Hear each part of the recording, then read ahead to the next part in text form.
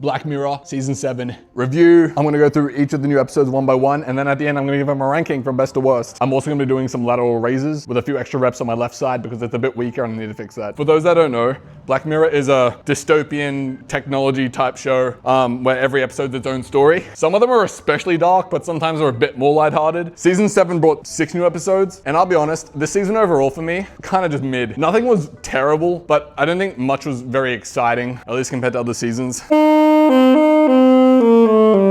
So the first episode of the new season is called Common People. And to be honest, this one was one of my least favorites. So pretty much this episode, husband and wife, the wife has basically a stroke and is in a brain dead state, but then they get offered this deal to, by the way, this is pretty much gonna be spoiler talk because I can't really talk about it without that. So if you don't want spoilers, come back to this later. This brand new technological advancement has come out to save her from a stroke basically. So they take like a digital imprint of the mind and then put that where the brain aneurysm was to fix her. And we get the vibe of this straight away, and it's just so obvious, but the company that supplies this charges a subscription fee, and just like every other subscription fee, they keep increasing the price, they keep lowering the amount of stuff you get for each tier. So you'll have the wife who's actively running ads through her body, which ends up her losing her job. They lose everything. They'll go on a trip somewhere and she suddenly disconnects and basically goes brain dead again because they go out of range. And they keep just making it worse and worse. It gets to the point too where the husband, to try and make money, ends up doing basically self-harm for money online, which was implied early in the episode. I think I don't like this episode just because it's too predictable, and this really already happens in real life to a lesser extent. I like Black Mirror when it's like, oh, that would be crazy if that happened, but this effectively is already happening. Not to actual people, but like, this is just too predictable for me. I give this episode a 4. Nothing was inherently bad, it was just boring because it was so predictable.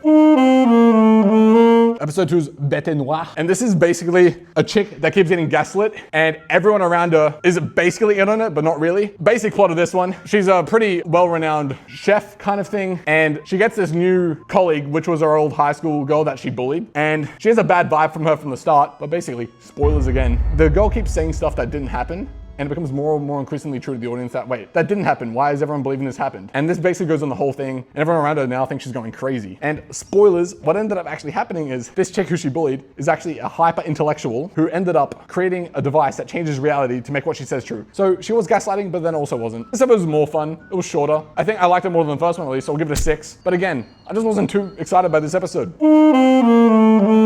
Episode 3 was called Hotel Riviere, and I did find this one a little more interesting. So pretty much there's this film company that recreate old films, and there's this new technology to basically put a new actor into the old film, but it's not just like a superimposing them into it. That like basically full dive like Sword Art Online then into the movie, and all the characters in the movie think they're real people. Kind of an interesting concept, but what quickly happens is if they don't follow the story as it was, the characters in AI in the thing start to go off the plot, which has dangerous consequences for the actor who's gone in. Something goes wrong on the outside, so the actress gets basically stuck in the thing and there's no longer anyone in her ear telling her what to do. She ends up falling in love with the main actress, or the character who thinks they're a real person but they're not. And it turns into this whole love story slash tragedy slash, I don't really know how to describe this one.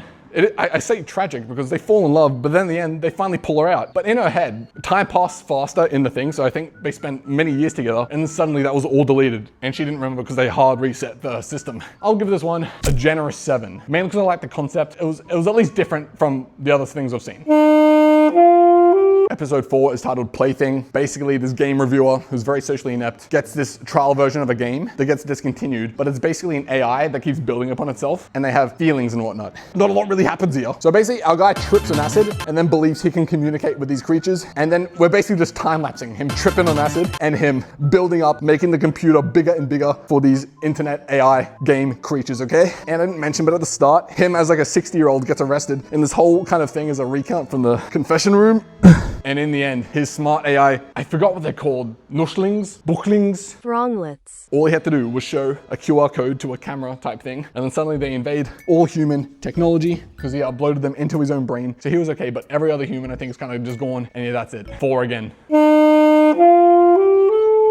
Episode 5, Eulogy. this carried the whole season for me. Finally, an episode where the technology is used for good. Like, this was actually a good episode, and from memory, I can't remember how often they use it for good, if ever. It's been a while since I've seen the other seasons, but it's nice to actually see the difference. So in this episode, our main guy has just been sent a thing to perform a eulogy, but it's kind of through visual memories and photos. So there's this technology that lets you enter photos you have, and as memories flow into you, the photo expands, so you can kind of walk around the photo, walk around the scene. But the thing is, the deceased was his ex-girlfriend, where things ended on very bad terms. So he doesn't have really any pictures, because all the pictures with them have all been destroyed in his rage as of what happened, okay? He's also got this tour guide that's in his brain helping him walk through everything. So this whole episode is him just recounting the memories he had with this girl that he really loved. And the whole thing's really sad. But when it gets really sad is we get to the end and he's finally remembering everything about it. And you find out the AI that's been talking to him is actually the daughter of the deceased, who was inadvertently the reason why they broke apart. She had an affair, but it was after he had an affair. So kind of a sticky situation. But a lot of this is him exploring his own faults and that she was not the cause of, she was not the demon like he's made her out to be. And the saddest part about it is at the end when he's finally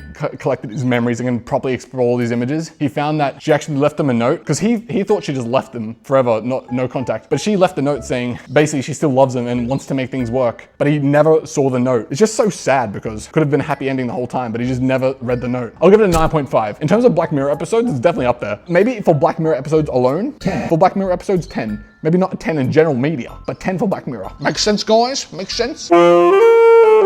And then episode 6, the last one, USS McAllister Into Infinity. This was a full movie length. And this, to my understanding, is the first time they've ever done a sequel in Black Mirror, which was a sequel to the USS McAllister thing, where basically this game dev took DNA samples of his colleagues and basically made reprints of them in-game, but all these people in-game have consciousness, like they're real people technically, and that ended up with them breaking out of his little bubble universe where he's basically made them all slaves, and they broke into the actual game to be free. But we quickly find out them being free in this new universe has been a challenge, because they constantly have to fight players every day to try and get a livable income. But unlike the players who just respawn, they will permanently die if they die in the game. The basic plot of this is they're making connection with their real life self again to try and save their situation somehow. And the thing is, on the outside, they're appearing as no names, and basically all players are reporting them because they're griefing them effectively.